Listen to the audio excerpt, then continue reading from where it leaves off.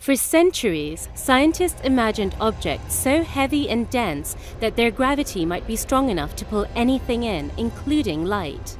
They would be quite literally a black hole in space. But it's only in the past few decades that astronomers have conclusively proved their existence. Today, Hubble lets scientists measure the effects of black holes, make images of their surroundings, and glean fascinating insights into the evolution of our cosmos.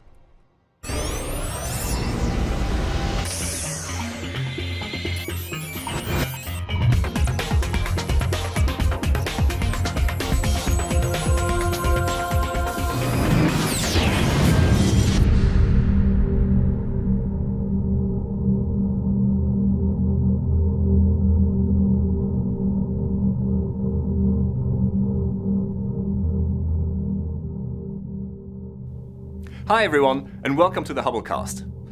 Now in science fiction, black holes are often portrayed as some kind of menacing threat to the safety of the whole universe, like giant vacuum cleaners that somehow suck up all of existence. Now in this episode, we're going to separate the fiction from the facts, and we're going to look at the real science behind black holes and how Hubble has contributed to it.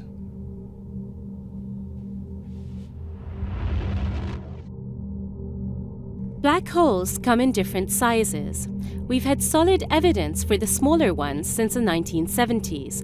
These form when a huge star explodes at the end of its life.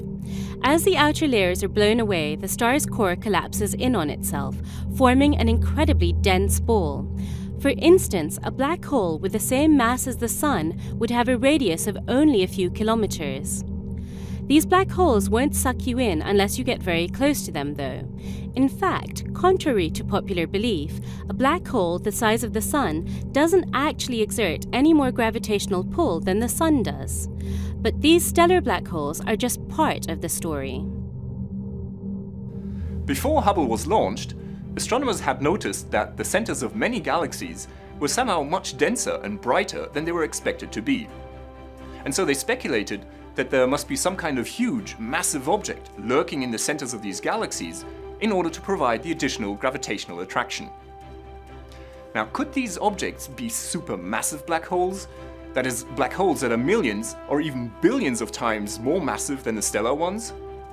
Or was there perhaps a simpler, less exotic explanation, like giant star clusters? Now, frustratingly, at that time, the telescopes just weren't quite powerful enough to see enough detail to solve the mystery. Fortunately, Hubble was on its way, along with a range of other high-tech telescopes.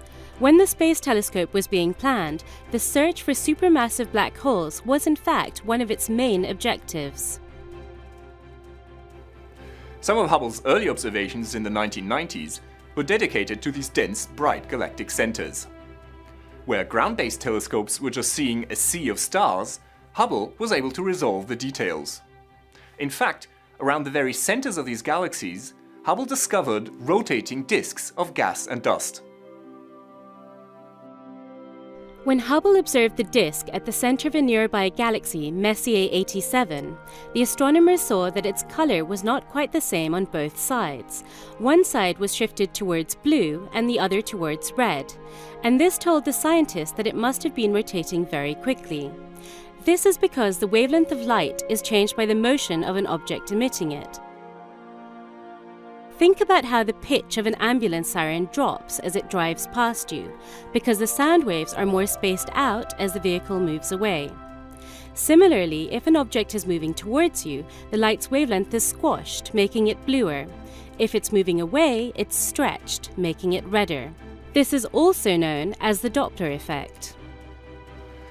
So by measuring how much the colors had shifted on either side of the disk, the astronomers were able to determine its speed of rotation.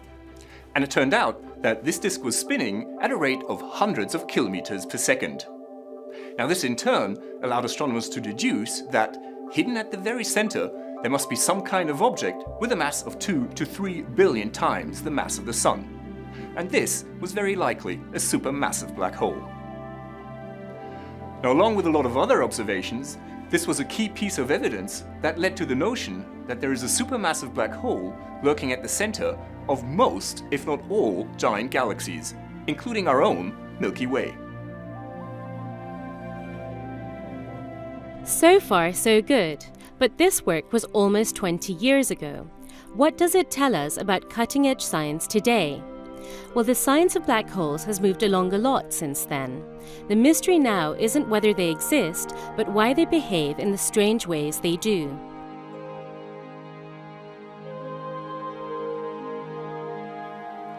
For example, Hubble observations have helped to show that the mass of a supermassive black hole is closely related to the mass of its surrounding host galaxy. The bigger the black hole, the bigger the galaxy. Now, the reason for this is totally unclear. A supermassive black hole is pretty big, and it packs a lot of punch. But you've got to remember that compared to its host galaxy, it's actually tiny. The region of space that is most obviously and most immediately influenced by a supermassive black hole is in fact about 1,000,000 times smaller than its surrounding galaxy. That's about the same size difference as between this coin and a whole city. So it's pretty hard to imagine any processes that might link the two in a long-lasting way.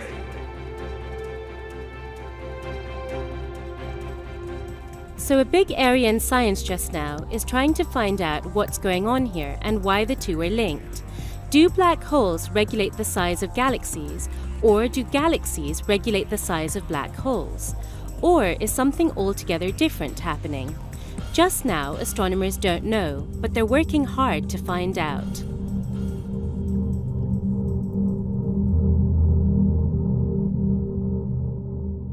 But there's another interesting and probably connected black hole mystery that has astronomers scratching their head. Now, when matter falls into a black hole, it forms this big swirling disk, which heats up and gives off a lot of powerful radiation. The more matter falls into the black hole, the more powerful the radiation. Now, these active accreting black holes are called quasars, and they're amongst the most luminous and most powerful objects in the universe. The thing is, a quasar can get so greedy that its radiation is powerful enough to actually blow away all the gas and the dust that is feeding it. And so it seems that there's a natural upper limit to the rate at which a black hole can grow. Now, this implies that one wouldn't expect to see any really big and really powerful quasars in the very early universe, because there simply wouldn't have been enough time to build up the supermassive black hole that is needed to power a quasar. But recent discoveries have in fact shown that quasars do exist in the early universe only about 1 billion years after the Big Bang, which is much earlier than we had expected. And so there you have it, another mystery for astronomers to pore over. So, by solving one mystery about black holes, Hubble has opened up whole new research areas, and these will eventually give us a better understanding of the history of the universe. This is Dr. J, signing off for the Hubblecast. Once again, nature surprised us beyond our wildest imagination.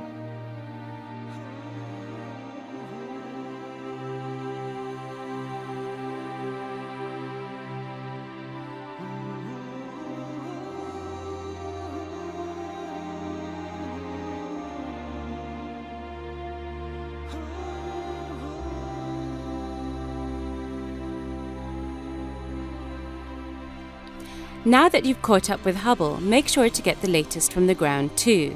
The ESOcast highlights the best of the European Southern Observatory and its powerful telescopes that observe from high in the Chilean Andes, at the Southern Hemisphere's best-known sites for astronomical observations.